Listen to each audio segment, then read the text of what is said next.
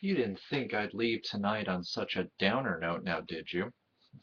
I actually want to take a moment to promote two users whom I just haven't done shout out videos for, and I want to correct that error. One of whom I only really just have gotten to know and really enjoy their video series. So let me get the first lady out of the way. Her name is MelTheofficegamergirl. Not only does she tend to be a very well-rounded game journalist of sorts who also does these interesting reviews, she does some pixel art stuff, which I believe her channel page has links to her store where you can go see her stuff, and it is amazing. She did this one Godzilla that was amazing. She did a pixel art piece because these are physical pieces themselves. I mean, they're still rather flat as per the medium, but excuse me. That doesn't make them any more incredible. The work she does is nothing short of just phenomenal. But she also did like Star Fox, um, R-Wing, with Star Fox's super deformed head coming out of the R-Wing, and it looked flawless and it looked beautiful. She also has a blog that she posts stuff on, and she'd recently posted about the new thing going around about fake gamer girls as well as feminism in gaming. And no, not in the way is not in support of Anita Sarkeesian, which was a nice surprise. Not that I would ever think that Mel would be siding with somebody who has such a self-interested agenda as Anita. But she has a new channel. She has a new series, excuse me, called let me make sure that I have this correctly. Mel Eats Weird Stuff.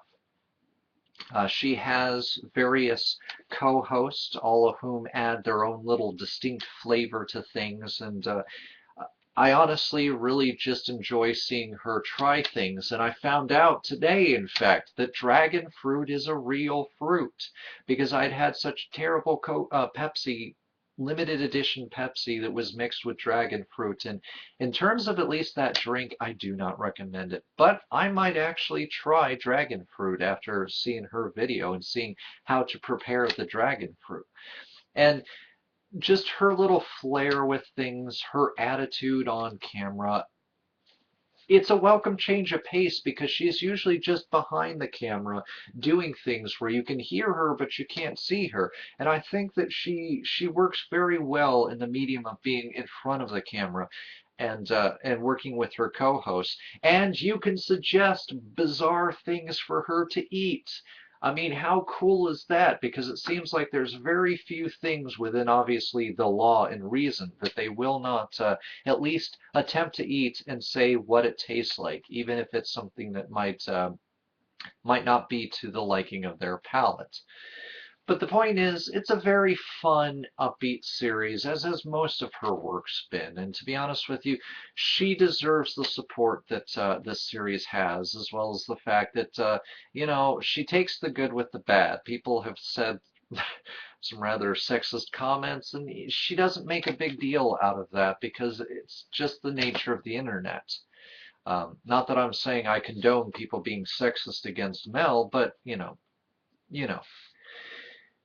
The second one I want to promote is a woman by the name of Midnight Goddess. Now, I came to know of her channel through The Sexual Futurist, a channel she and I have both posted on, but she's tackling topics that not a lot of people are tackling. She is a big girl, a big woman. Not that I have a problem with that, just for those who might state the obvious themselves. But in a way, that's what makes her channel in many ways work so fantastically. She's not ashamed of it, nor should she be. If anything, she talks about why she is the way she is, but she also talks about sex, sexuality.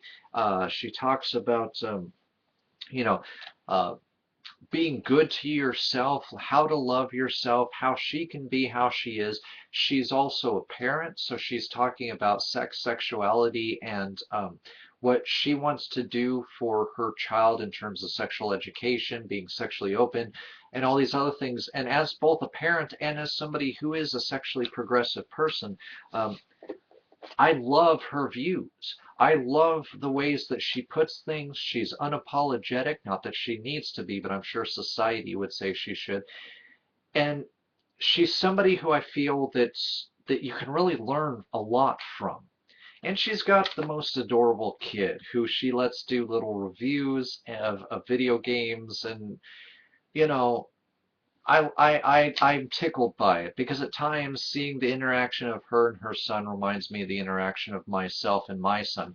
Oh, but wait, oh, but wait, Octavius, you can't be just like her because men can't be affectionate. That's why a good mom is not a great, or a perfect mom is not a good dad.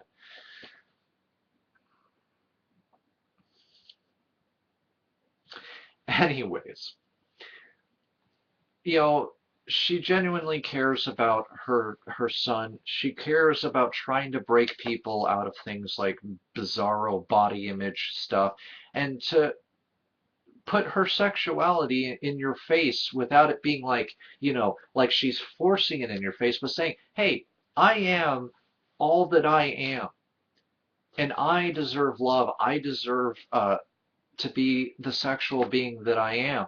I have reasons why I am the way I am. I'm not making excuses for the way that I am, but here's why I am how I am. This is why I'm going to continue to be who I am, whether you like it or not." She's like a female version of me in many ways, and I guess that's a lot of why I really, really enjoy her videos and her channel, because we're fighting along many of the same lines, and we're trying to tackle a lot of the same issues, but in a way, a lot of what she says has a little bit more clout because some of what she's talking about has pertained directly to her and her situation. And I love that because I want more people out there realizing that you don't have to be perfectly symmetrical in the face. You don't have to be a certain body size to deserve to be on here. And I really wish there were a lot more people like her out there, although there are a few other people who are big gals who don't care that they're big gals, who do what they do, and they also, try to present the other side of things and be a force for good instead of being the very thing that they hate. And that's, I guess, what I like with Goddess at the end is she's not trying to be close-minded, but on the other side of the debate, thinking that her bigotry or her hatred, not that she has any, but if she had bigotry or hatred, would be valid because she's the good guy in all of this. She just tries to be open, honest. She's, as she says in her video, her PM box is always open. So if you guys want to talk to her, especially if you're a parent who's dreading the talk, and you want probably a better way to do the talk that could have long lasting effects that could make both you and your child happy and healthy in the future, then she is willing to try to bring you in on her process. And again, I'm very much the same way with how I want to do sex education with my son, because I want him to have the tools to be safe, sane, consensual, responsible, to be the sexual being he's supposed to be, without making him think that he needs to hide anything from me, without making him feel that he needs to be ashamed of his body or anything that will happen in the future. Even if I may not entirely be ready for him to become a sexual being at any time soon, I don't get to make a choice with him on that. And when the time comes, then, I'm going to face it like an adult would and like adults should face it instead of shying away from it. And here's another person who's wanting to do the exact same. And I think that she and I are going to have great results in terms of our kids and not likely becoming teen parents. So links to both channels are down in the underbar. Midnight Goddess is woefully undersubbed in my opinion. Mel could also use some extra subs, though she's not begging for it. But both these ladies are phenomenal people who I do believe are worthy of watching, are worthy of at least considering their talking points. So check them out. Links are down in the underbar.